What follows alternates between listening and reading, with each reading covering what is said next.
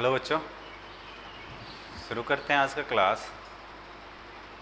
हम लोगों ने पिछला क्लास देखा था 9th का मैथ, जिसमें फर्स्ट चैप्टर कंप्लीट कर लिया था।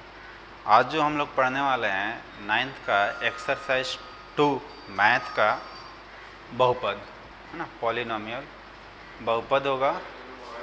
बहुपद में हम लोग देखेंगे इसका पहले बेसिक है ना, बेसिक लेक्चर, इसका कॉन्सेप्ट क्या क्या है ना, तो समझते हैं। आइए देखते हैं बहुपद क्या होता है ना। बहुपद को समझने से पहले हम लोग सबसे पहले क्या समझेंगे कि इन किन किन टर्मों से होकर बनता है। तो जनरली बहुपद समझने से पहले हम लोग क्या समझेंगे, बीजीय व्यंजक है ना, बीजीय व्यंजक है ना, अलजेब्रिक एक्सप्रेशन इसको बोला जाता है ना। क्या बोला जाएगा, अलजेब्रिक एक्सप्रेशन। बीजीय व्यंजक मतलब अलजेब्रिक एक्सप्रेशन। ये क्या होता है ना। दूसरा चीज हम लोग समझेंगे अचर मान।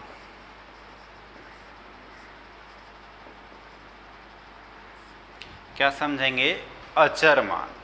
अचर मान क्या होता है। और तीसरा इसको कांस्टेंट वैल्यू बोला जाता है।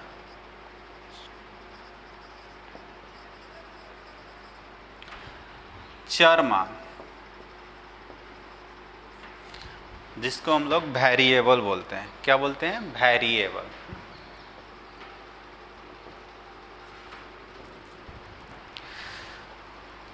तो बहुपद समझने से पहले ये 3 टर्म हमको जानना जरूरी है ना। ये क्या होता है तो देखते हैं। सबसे पहले हम लोग देखते हैं अचर मान क्या होता है ना। अचर मान सर ये कहता है कि किसी भी परिस्थिति या सिचुएशन में इसका मान ना बदले है ना। किसी भी स्थिति में जिसका मान न बदलता,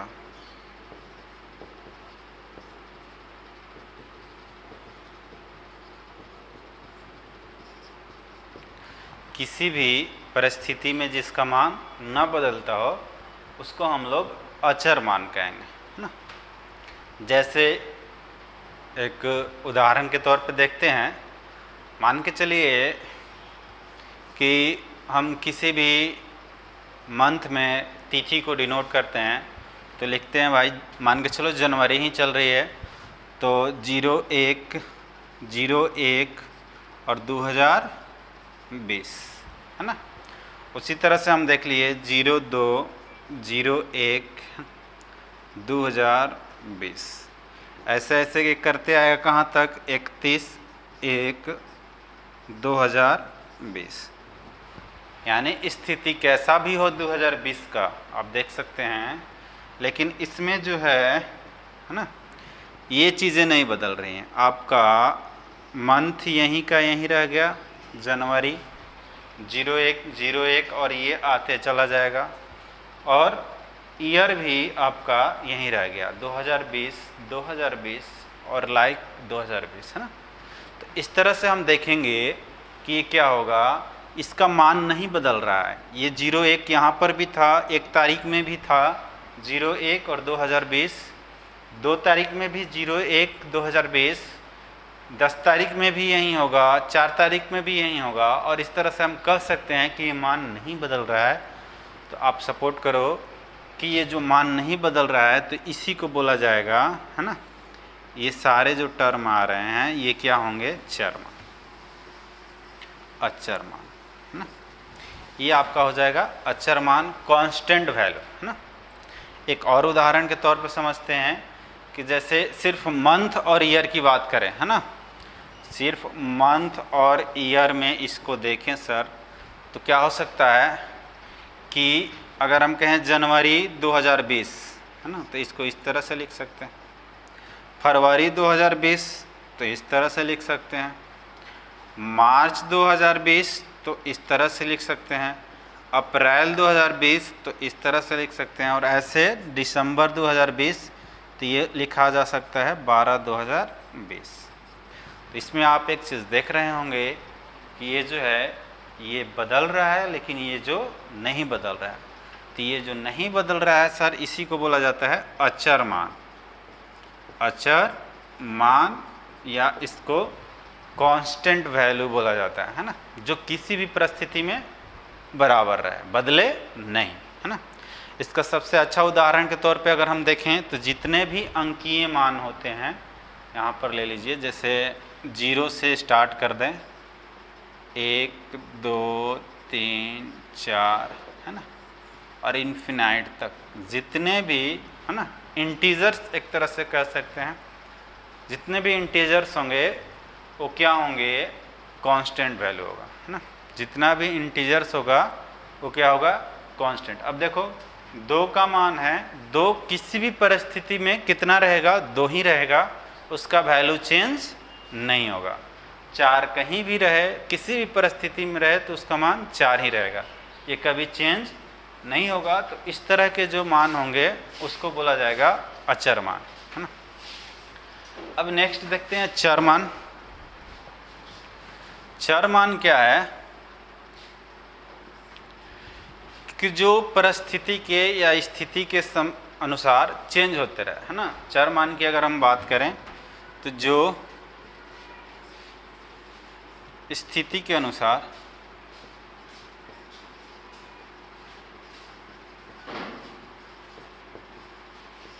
बदलता रहे उसे हम चर मान कहते हैं ना। जो स्थिति के अनुसार चेंज हो जाए, है ना, वो क्या होगा, चर मान होगा। जैसे अगर हम बात करें इसमें देखो तो ये 1 था, अगला टाइम में ये 2 हो गया, फिर कहीं ये 3 हो गया होगा, और ऐसे करते करते 31 हो गया, है ना।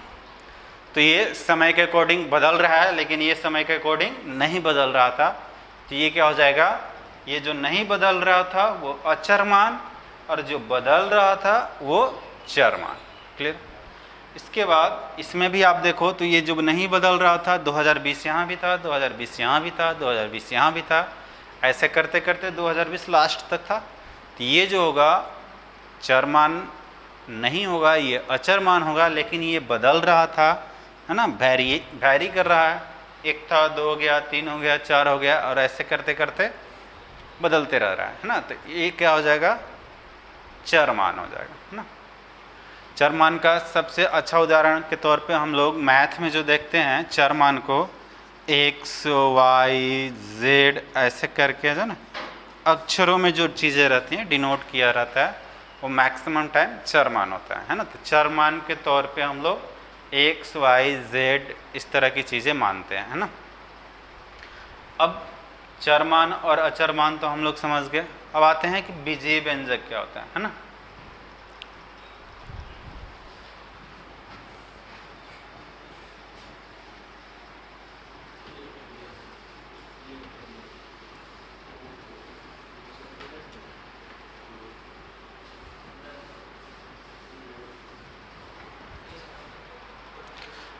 तो बीजीय व्यंजक क्या है, मुख्य रूप से बीजीय व्यंजक ये कहता है कि अचर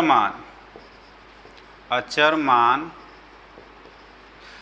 बीजीय व्यंजक को हम लोग अलजेब्रिक एक्सप्रेशन कहते हैं, इसको इससे भी डिनोट किया जा सकता है। ए बराबर जो होगा ना, अचर मान गुना चर मान का पावर परिमेय संख्या,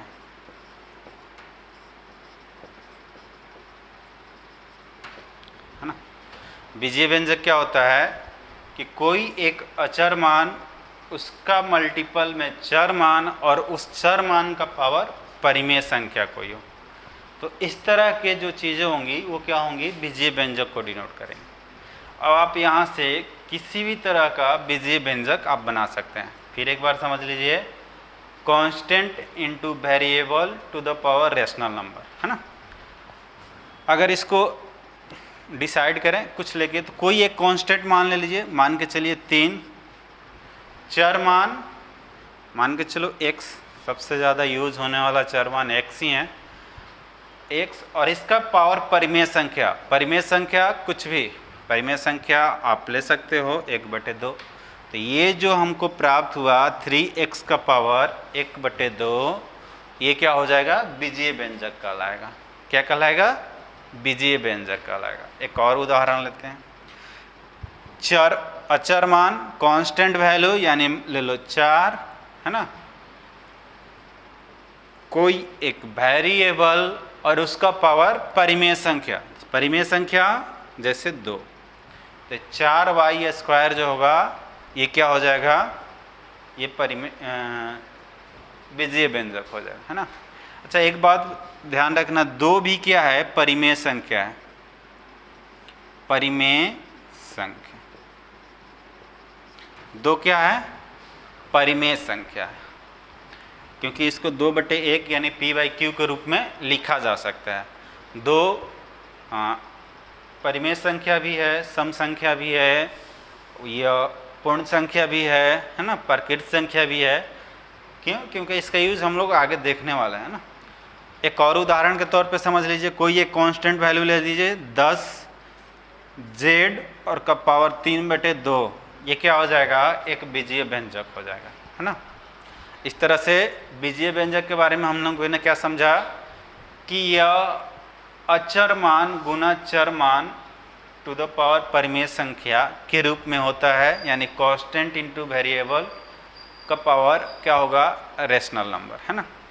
इस रूप में जो भी चीज़ें मिले, अब कहीं भी बीजीय व्यंजक को पहचानना हो तो हम लोग पहचान जाएंगे कि कहीं भी कुछ दे रखे, जैसे किसी भी क्वेश्चन में कि 9y का पावर 3, तो ये क्या है, एक बीजीय व्यंजक, है ना। 10z का पावर 2/3, ये क्या है, बीजीय व्यंजक, एक बीजीय व्यंजक, है ना।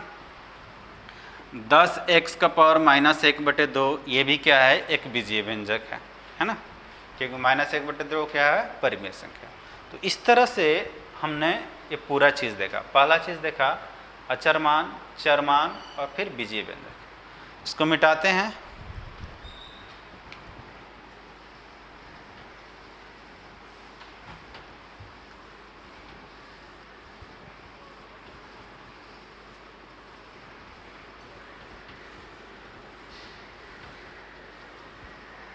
अब बीजीय व्यंजक के बारे में एक चीज़ और देखते हैं कि हमने क्या देखा कि बीजीय व्यंजक जो होता है किस रूप में होता है, अचर मान गुना चर मान टू द पावर परिमेय संख्या।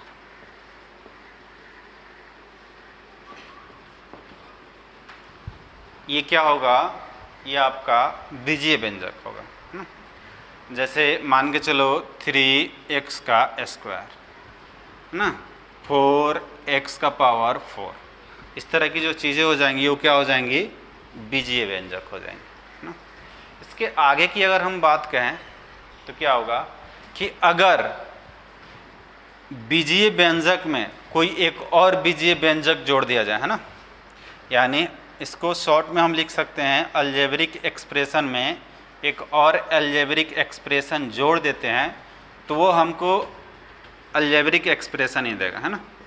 यानी बीजीय व्यंजक में कोई एक दूसरा बीजीय व्यंजक जोड़ते हैं तो क्या देगा, बीजीय व्यंजक ही देगा। जैसे कि अगर हम बात करें कि अगर हम 3x² में जोड़ दे 4x² या x का पावर क्यू, तो ये भी एक क्या होगा, बीजीय व्यंजक होगा, है ना। एक बार फिर समझ लेना, अलजेब्रिक एक्सप्रेशन का मतलब बीजीय व्यंजक, बीजीय व्यंजक, ठीक। तो बीजीय व्यंजक जोड़ बीजीय व्यंजक जो होगा हमेशा बीजीय व्यंजक होगा। लाइक अगर इस तरह से कुछ चीज़ें मिल जाए तो इसको भी हम लोग क्या कहेंगे, बीजीय व्यंजक ही कहेंगे, है ना।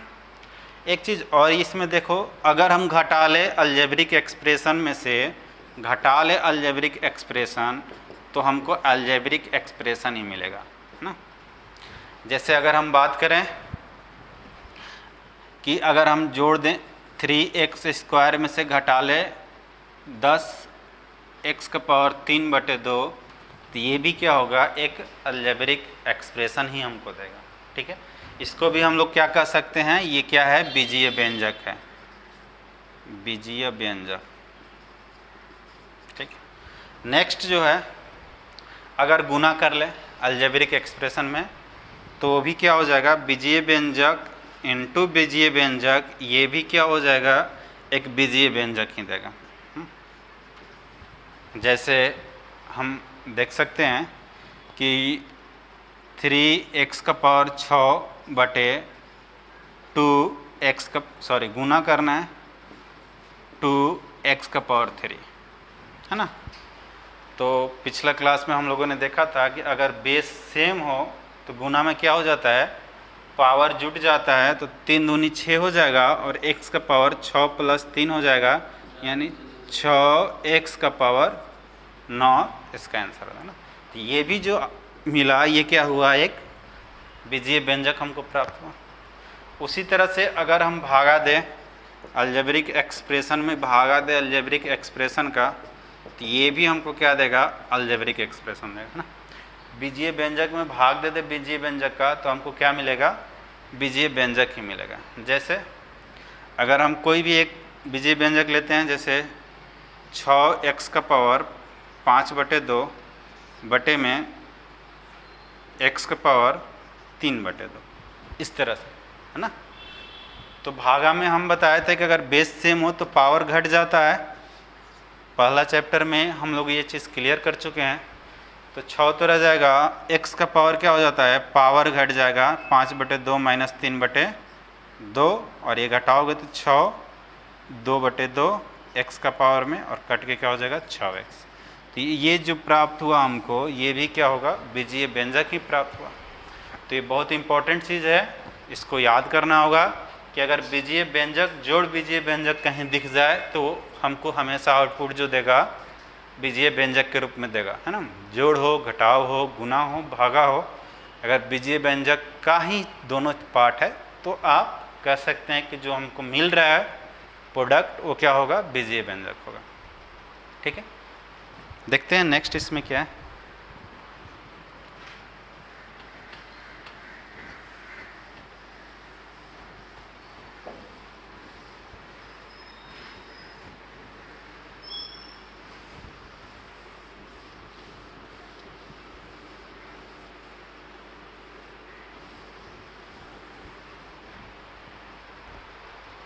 आगे देखते हैं कि अगर बीजीय व्यंजक में एक कांस्टेंट को जोड़ दिया जाए ना, बीजीय व्यंजक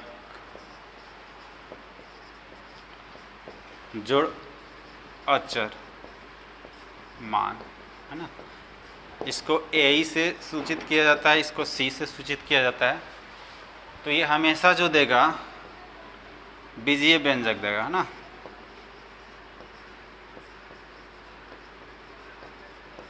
यानी ये जो आएगा ए ही आएगा, अलजेब्रिक एक्सप्रेशन ही आएगा। यानी बीजीय व्यंजक में कोई भी कांस्टेंट उठा के जोड़ दें तो क्या होगा, अलजेब्रिक एक्सप्रेशन प्राप्त होगा। जैसे कोई भी बीजीय व्यंजक लीजिए, x⁻3 ले लीजिए, एक बीजीय व्यंजक हुआ, प्लस कोई भी कांस्टेंट 1, तो ये क्या हुआ, एक बीजीय व्यंजक होगा। ये जो हुआ ये क्या हुआ, एक बीजीय व्यंजक हुआ, अलजेब्रिक एक्सप्रेशन हुआ ये।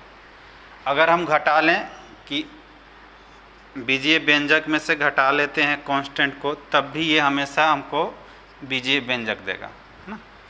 जैसे x⁻6 - 2, तो ये जो है क्या है बाबू, एक बीजीय व्यंजक है ना। इसी तरह से गुना भी कर सकते हैं, बीजीय व्यंजक में गुना कर दे कांस्टेंट का, ठीक है, तब भी ये क्या होगा, एक बीजीय व्यंजक देगा, है ना। क्या देगा, बीजीय व्यंजक देगा। जैसे मान के चलिए y⁻6 में गुना कर दे 3 का, तो ये हमको क्या प्राप्त होगा, 3y⁻6, और ये क्या होगा, एक बीजीय व्यंजक होगा। भागा भी दें है ना। अलजेब्रिक एक्सप्रेशन में कांस्टेंट का भागा भी दें तब भी ये क्या होगा, एक बीजीय व्यंजक होगा। जैसे बात करते हैं 3x⁴ तो ये क्या हो जाएगा 3/2 x⁴ और ये भी क्या होगा, एक बीजीय व्यंजक है ना। तो हम लोगों ने क्या देखा कि बीजीय व्यंजक में अगर बीजीय व्यंजक जोड़ते हैं तो बीजीय व्यंजक प्राप्त होगा, घटाते हैं तब भी बीजीय व्यंजक, गुना करते हैं तब भी बीजीय व्यंजक, और भाग देते हैं तब भी बीजीय व्यंजक। अगर इसके बाद कांस्टेंट अगर जोड़ते हैं बीजीय व्यंजक में तब भी वो हमको क्या देगा, बीजीय व्यंजक ही होगा। घटा लें तब भी वही होना है, गुना कर ले तब भी और भागा दे ले तब भी बीजीय व्यंजक ही प्राप्त होगा, है ना। अब देखते हैं कि मेन जो हमारा टॉपिक था बहुपद क्या होता है ना। अभी तक बहुपद को समझने के लिए हम बताए थे कि 3 बातों को ध्यान में रखना होता है। पहला बीजीय व्यंजक, और ये बीजीय व्यंजक को समझने के लिए 2 चीज़ें जरूरी है, अचर मान और चर मान, है ना। तो 3 बात हमने समझा, बीजीय व्यंजक, अचर मान, चर मान, है ना। अब आते हैं बहुपद पे, है ना।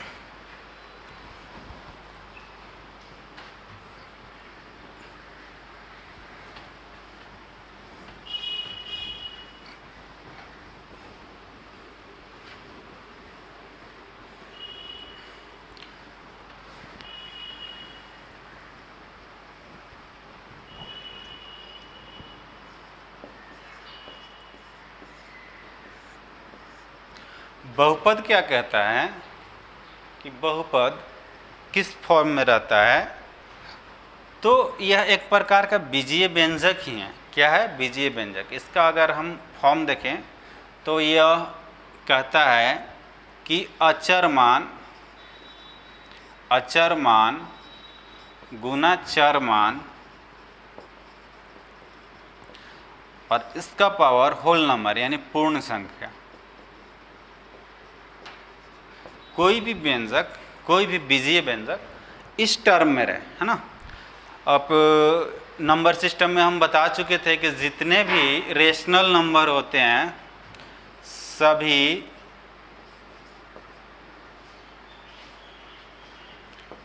पूर्ण संख्या परिमेय संख्या होता है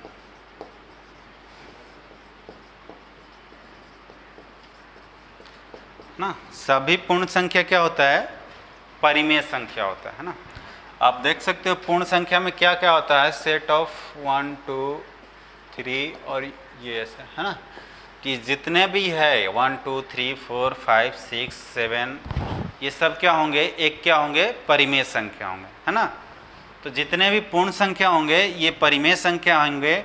हम अभी बताया कि बीजीय व्यंजक जो होता है, अलजेब्रिक एक्सप्रेशन जो होता है ना, constant into variable to the power rational number, है ना। तो ये रेशनल नंबर ये भी तो वही है, constant into variable to the power rational number.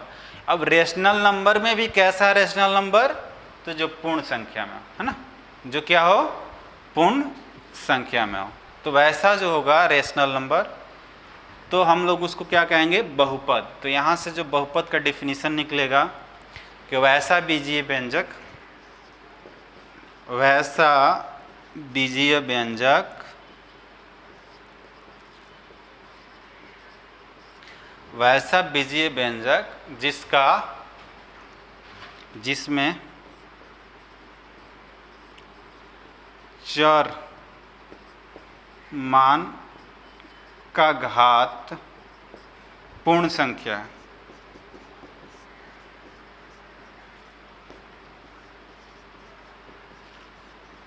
उससे हम क्या कहेंगे, बहुपद कहेंगे।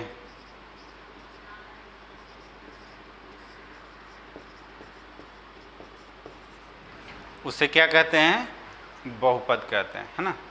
जैसे एग्जाम्पल के तौर पे हम समझ सकते हैं कि कोई भी एक, जैसे constant into variable to the power पूर्ण संख्या, होल नंबर, तो 3x³ एक क्या हो जाएगा, बहुपद हो जाएगा।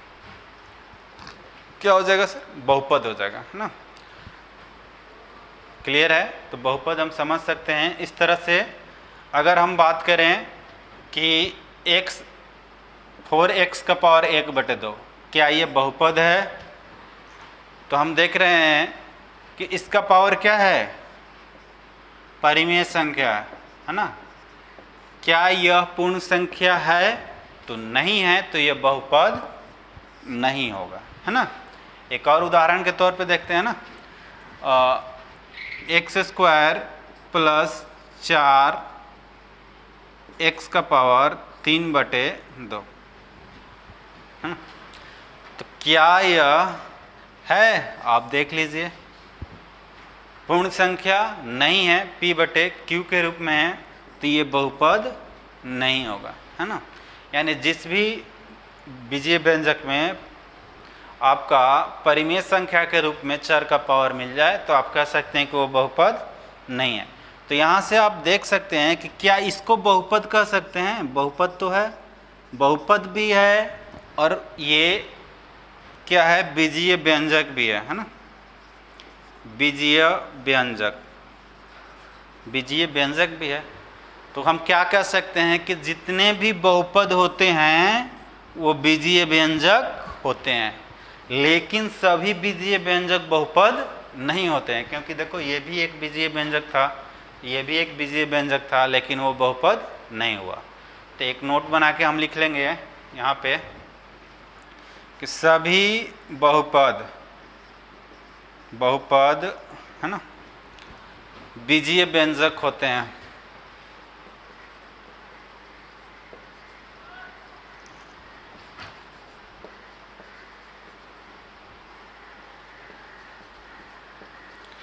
लेकिन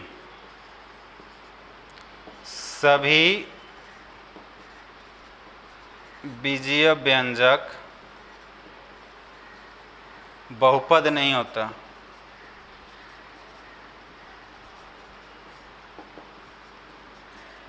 बहुत इंपॉर्टेंट चीज़, ठीक है। आज के लिए इतना ही। फिर अगला टर्म में हम देखेंगे बहुपद कितने प्रकार के होते हैं, इसका स्टैंडर्ड फॉर्म क्या होता है ना। मिलते हैं नेक्स्ट वीडियो में।